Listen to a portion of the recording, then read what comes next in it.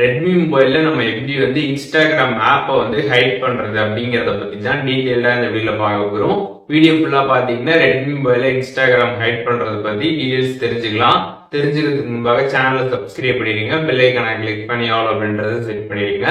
Just உங்களோட Redmi mobile இருக்கு settings app வந்து ஓபன் பண்ணிடுங்க. ஓபன் பண்ணிட்டு அதுல ஹைட் அப்படின்னு சர்ச் பண்ணீங்கன்னா ஹிடன் ஆப் அப்படின்ற மாதிரி பாத்தீங்கன்னா ஒரு ஆப்ஷன் வரும்.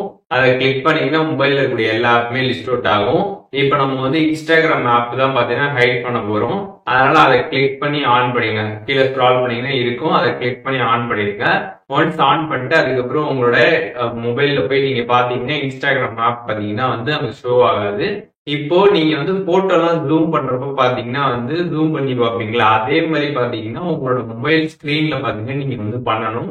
அப்படி நீங்க வந்து பண்றப்ப பாத்தீங்கன்னா வந்து ஹிடனா இருக்கக்கூடிய அந்த ஆப் பாத்தீங்கன்னா வந்து ஷோ ஆகும்.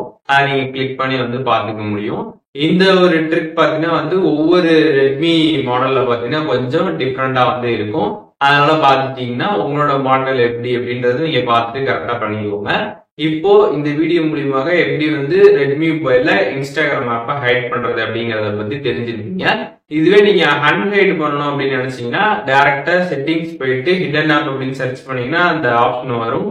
அதை கிளிக் பண்ணதுமே இன்ஸ்டாகிராம் பாத்தீங்கன்னா இப்போ வந்து ஆன்ல இருக்கும். அதை கிளிக் பண்ணி ஆஃப் பண்ணிட்டீங்க அப்படின்னா அது பாத்தீங்கன்னா வந்து அன்ஹைட் வந்து ஆயிடும். இப்போ இந்த வீடியோ மூலியமாக ரெட்மி மொபைல்ல எப்படி இன்ஸ்டாகிராம் ஆப்பை ஹைட் பண்றது அதுக்கப்புறம் அன்ஹைட் பண்றது அப்படின்றதுக்கான டீடைல்ஸ் தெரிஞ்சிருப்பீங்க.